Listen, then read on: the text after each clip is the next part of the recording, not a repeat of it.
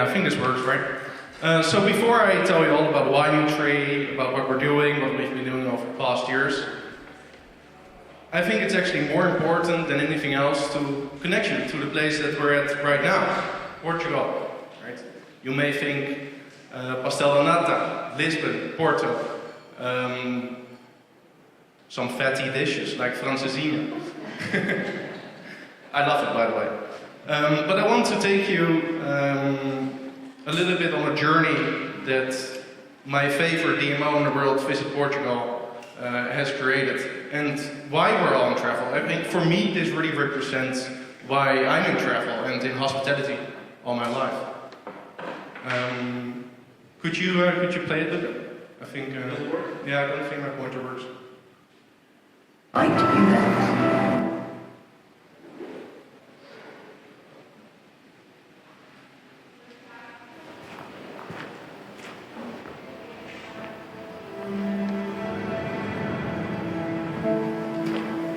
How many times have you left early, cancelled a meeting, or otherwise changed your plan? How many times do you find yourself staying when you say you're going? How many times have you thought about starting over, but said to yourself, well, perhaps I'm a stayer, not a goer? How many times did you look at yourself from another perspective and grasp, when all was said and done, you were simply in the wrong place?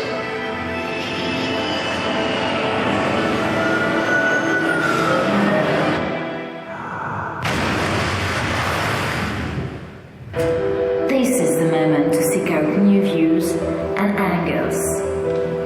We're the same size as what we see and not what we have. We may not all speak the same language, but we do all speak with the same tongue. The good news is they are still here. These landscapes do persist in the three-dimensional world that we exist, and they do hold the capacity to transform us. So come, take a look, but look to see, and not to show, and save it right here and here. Put the phone away and go. Don't feel like you're past your best.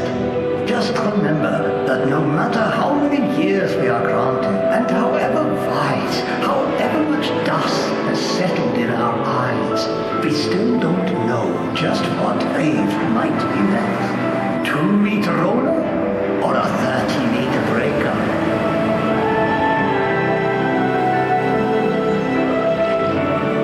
Escaping is pointless. So voyage out, let the wind blow through your sails, explore, dream and discover. Believe that that sky is going to seem that bit bluer. It's not the time to take your bow. Past is behind, the future ahead. What we have is this great moment now.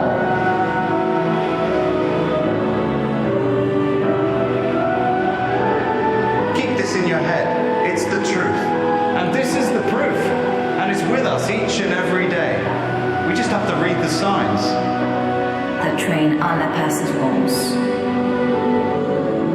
We can't skip new ideas. We can't skip new beginnings. Because after all, we can't skip life.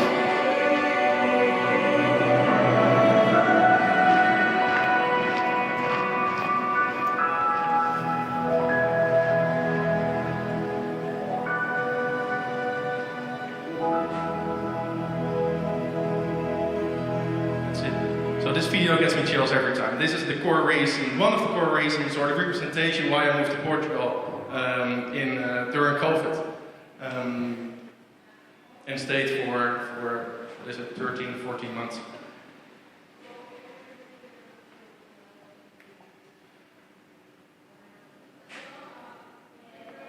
Not working? Yeah, it is. Yeah, just put it on full screen, please. Thank you.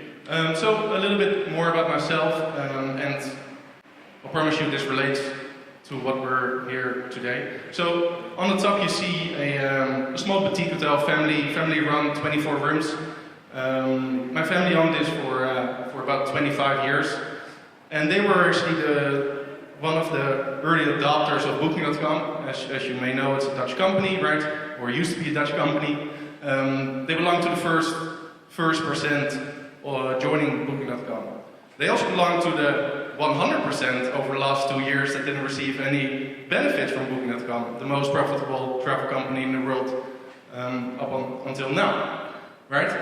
I moved out when I was 18 to Hotels of The Hague, did a bachelor's there, went to join W Hotels, Waldorf Astoria, in the US and in Holland. Went to continue with a master's degree here in Lisbon, at Nova University, and currently head of partnerships at Win.so. Today I will talk about Win.so. We created this in April. We launched in April, basically, with some pilots. That's created by Win.so. Win.so builds travel solutions in the blockchain space. As a first since 2017, we published our white paper in 2016, launched it in 2017, and did an initial coin offering in 2018 where we raised some funds to build on. So the current state of the travel industry. We see prices are getting diluted, brands getting hijacked on search engines, and everybody needs to take a cut. The margins are extremely low. As you can see, as you may have experienced, RevPAR over the last decade has been tumbling down when you take in inflation as well.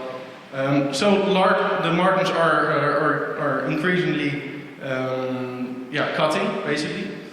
And the current state of marketplaces in particular, what Luca already touched upon, you need permission to join the platform, permission to challenge a refund, permission to respond on a review. And these are the things that we're seeing as well, in high demand. There's only one room left.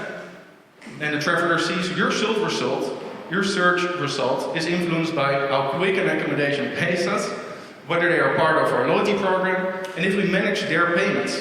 And I won't reveal to you which booking platform this is, but you can all guess. There are now 7 travelers watching the same listing. So all these dark patterns that are called is what we challenge, right? This is not the way that we want to go, and it's an abuse of the accommodation provider, so to say. We propose a state that is easy to manage, is transparent, and first of all, cheap. A peer-to-peer transaction between you as an accommodation provider and a traveler. And with that, we're creating, or there's a new market to address, right? 300 million people in the world have crypto, right? 25% of which wants to pay for travel with their crypto that they currently can spend anywhere else. And 40% spends twice the regular credit card amount as compared to a non-user. Sorry, this answers the question of Richard before. Right. Thank you. Yeah, fair enough. And we kept that at 10%, right? We lowered the fees from what a conventional booking platform would charge between 13, 25, 30%, right? You can't even get on a certain platform in Amsterdam if you don't pay 25% of commissions in the inner city in Amsterdam. And we do this. How do we do this? Through blockchain, right? Which is, in the most simplistic way, a powerful tool to reduce parties involved and lowering costs for both the brands, owners, and travelers alike. But we can't do this alone.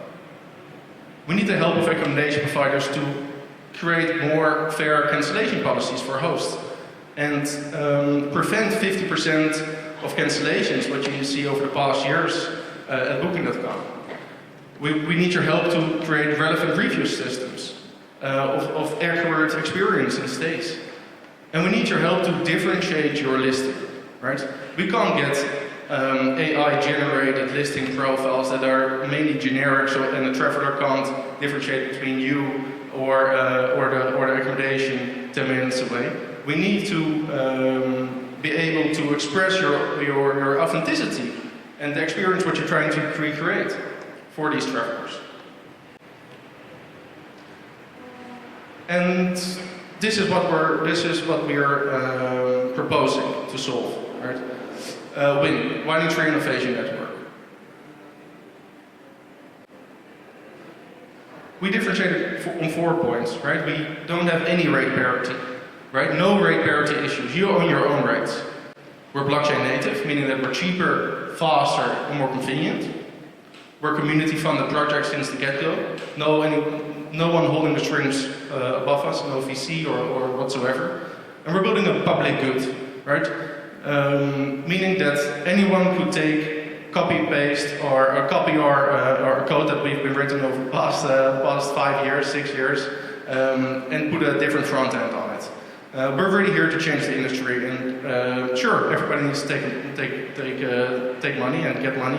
Vincent, I'm sorry to interrupt you. Sure. Because this is a very important point, Yeah. which I haven't planned to talk about. So, and it's one of those things which is really hard to believe. So you are building code, you are working hard, you're spending money, and then I can come tomorrow, take your code, and do my own fork.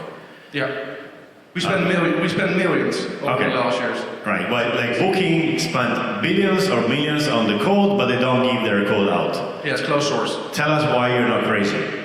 And I know you're not crazy, but tell us why. I think this is a very important point for the whole Web3 thing. Yeah, exactly. I think this mindset of building public goods is really the core of Web3.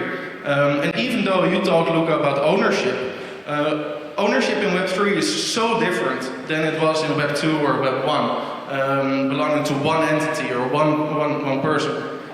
Within Web 3, it really is about helping industries, helping the world, helping creating a better world, I guess.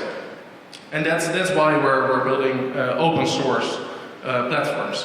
And lastly, we think global but live local, right? Meaning that we take in a macro perspective of the world, but we try to make a local impact in local ecosystems and communities. I'll tell you more about that in a minute. And we run our platform in terms of pilots in Amsterdam, Barcelona and Paris in Q2 basically, where we were the official accommodation provider of the major blockchain or Ethereum conferences in Paris, Barcelona and Amsterdam as well. And we're also continuing that effort. Yeah, please. It's a very important point. Sure. Previous question. Let me just go back there for 1 second. So you're Sorry. okay. You're not crazy because you care about the public good, and that's why you're willing to give away your code. Do you also have a profit motive, and how do those two live together? Yeah, sure. So indeed, there are certain people that invested in our platform, right, in 2018, and that's why. And in return for that, we gave out a native token to our network, right? And I'll tell you a little bit more about our fee structure, basically, of the maximum of 10%. And how do we get a profit from that, right? But it basically entails that we get 1% of every transaction out of the 100% of the fee. With that native token, we're going to put a utility to that token, right? And that should enhance the value of that token. And eventually also make it a profitable business for us, and it's more importantly sustainable, right? A sustainable business model. So you don't own the code, but you own this token, the ability to mint this token? Yeah, the protocol. Yeah, that's a good point. So we don't own the code, but we designed the protocol. And the protocol allows us to get a percentage, 1%, of every transaction. Now, if somebody would like to build different protocols and different smart contracts, as they're called, that would indeed, they could erase us, right, from that protocol. If they found a better way to do that, be my guest, but then it would take an additional step on top of the open source code to make a profit out of the open source. Okay, so I don't expect an answer to this question, but I'll say that I, and I'm guessing other people in this room, don't understand the difference between owning the code and owning the protocol. So just so you're aware of that. Sure, yeah. Maybe later it becomes a little bit more clear. I have to just say one thing for disclosure, because I invested in Win.so's ICO, so I bought the token. I think it's by law, I have to say it anyway. And just to round up, if Win.so is successful, the token is successful, the token I bought going to be worth more and make a bit of money, and Win.so also. It's kind of a way to explain, even if the code is open. But yeah, there was a question, Valeria? He's coming in, starting with the mic. That's for the video. Thank you. Could you make an example how you work, for example, with Hyatt? Just a very short story. Yeah, sure. And I think I'm going to touch upon that later on, if that's okay. And otherwise, I'll address it after this. Good question.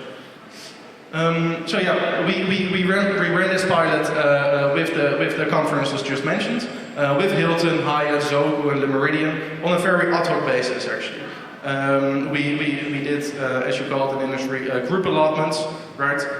We acted as a sort of agent, right? And why? Because the systems that they're currently using doesn't allow us to directly, for free, integrate, and that's why we had a certain manual transaction with them.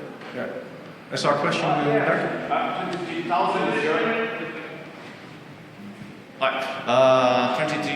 23K is actually your transactions, not your revenue, right? How do you, can you give me, how do you decompose your revenue then? Yeah, so the 23K is the revenue generated for the hotels that you see in this. And 1% indeed of that 23K goes to the Wine Tree as an organization, as a foundation, in effect. And that flows directly into the DAO. For the ones that understand DAOs, that flows directly into the DAO. Yeah. Sorry. Sure.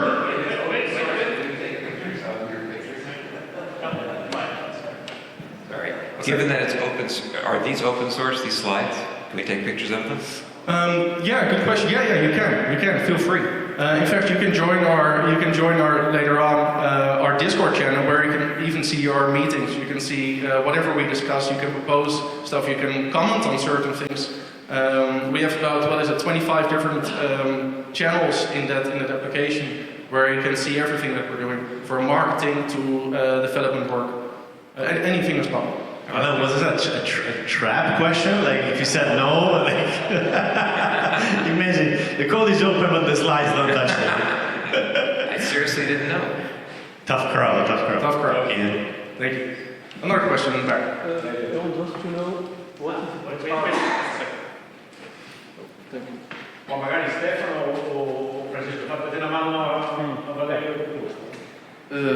I want just to know what are the obstacles for Win.so to have more local partners.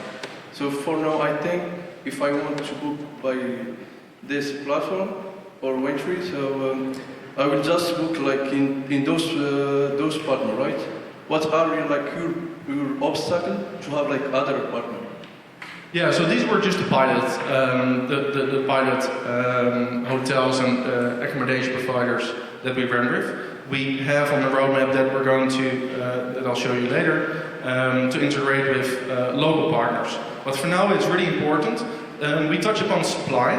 Demand and supply is very important to take into account, because if there's no supply, there's no demand. If there's no demand, there's no supply.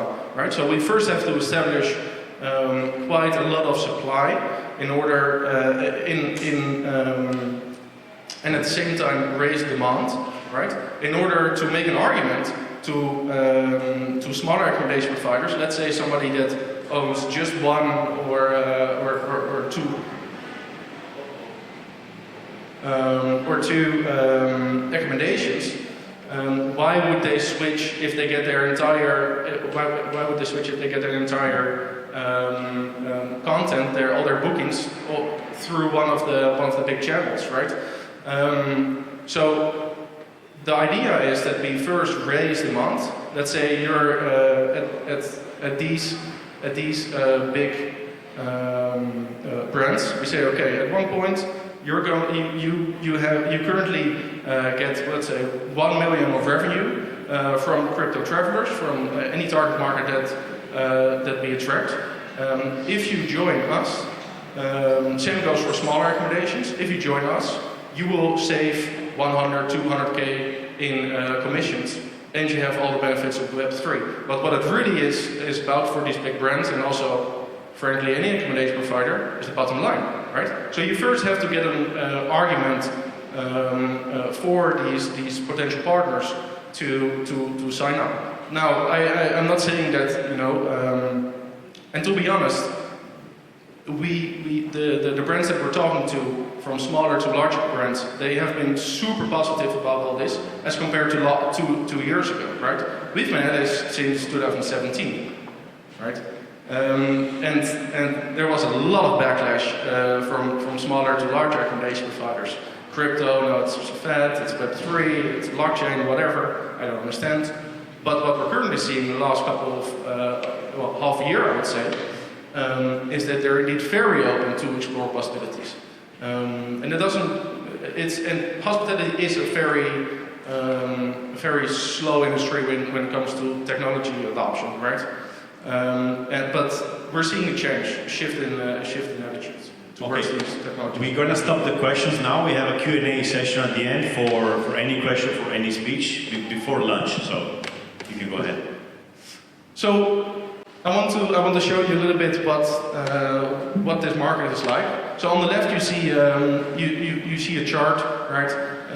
Over the last year, 2020 and 21, it has been growing. The crypto holders, global crypto holders, according to Boston Consulting Group, until about 300 million crypto users in 2022. That is expected to grow to 1 billion at the end of this decade. The early adopters that we're currently focused on is the Ethereum stakeholders and communities, right?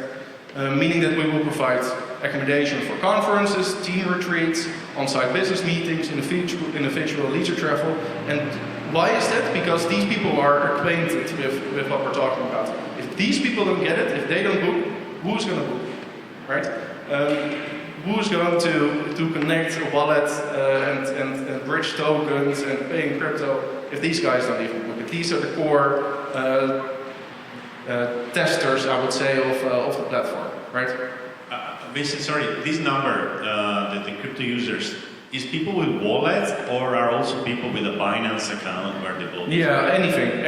Yeah. So okay, if you would have a little bit of Bitcoin. Because if you have Binance, some crypto in Binance, for me, you're not a crypto user. Yeah, exactly. So this is not the market that we're right now after, right? It's really the early adopters and the people that are acquainted with this technology.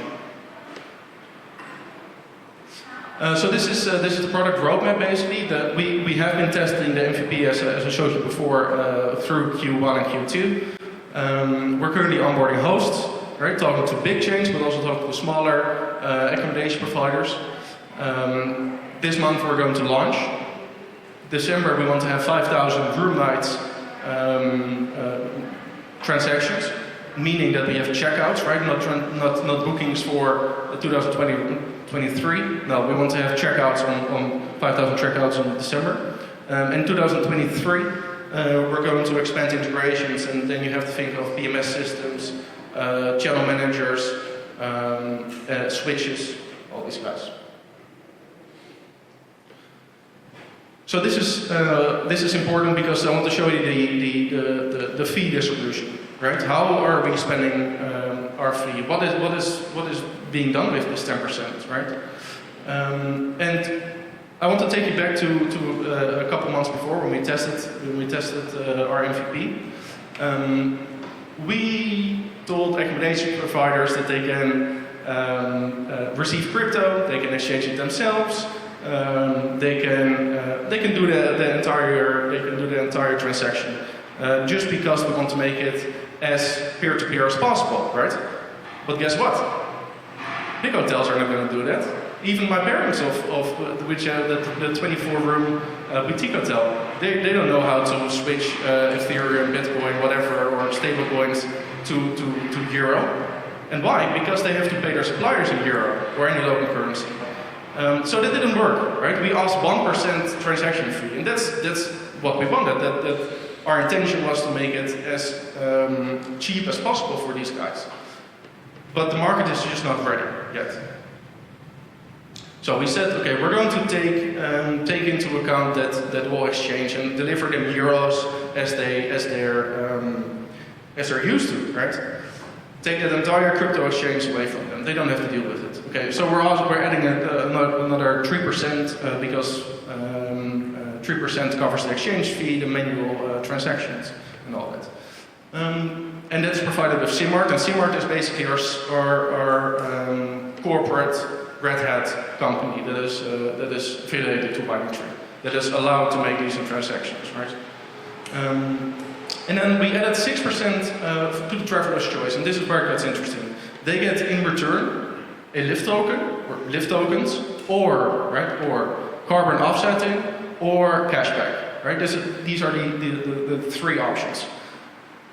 What they can do with the lift token is they can vote on proposals that are proposed by the community, right? And the community of Wine&Tree consists of accommodation providers, of travelers, of developers, coders, people like Luca, and they can vote on proposals that basically strategic decisions of the network, right? They can also regenerate nature with carbon offsetting through the Toucan Foundation and protocol, right? Which is all transparent, as opposed to the Web 2 and Web 1 carbon offsetting. Big corporates put, we put in millions of euros into carbon offsetting in their annual report. Okay, show me proof, right? With this solution, you can actually show that the money is spent on carbon offsetting, right? It's all on blockchain, it's all transparent. Or you can spend local in the property itself or in the community with the cashback that you receive. So in effect, obviously, if accommodation would cost you 100 euros a night, you would get 6 euros back, and you could spend that actively in the local property or local community when it comes to like a small listing, right? That doesn't have a restaurant or whatsoever. And I want to make this clear distinction because the industry is also divided up in this, right? The brands, the hotel brands in particular, don't have the same incentive for as owners, right? Whereas for brands, we want to make a sustainable impact. They can make a sustainable impact effortless, right? Through the carbon offsetting. They can enter the world of Web3 organically, as opposed to in 2 years they have to pay a consulting company or a marketing company that tries to get them into Web3 some kind of way. For owners, the more we grow direct, right, the less cost we have to charge. So that 10% is kept at 10%, and is only going to get down once as the network grows. And they can attract a new crypto-enabled market segment of travelers, right? These are the simple steps to join, right? Select your integration option. We have several integration options. Approve the integration, obviously. Sign a distribution contract involving terms and conditions of the rates, availability, and start receiving bookings. That's it. Any questions?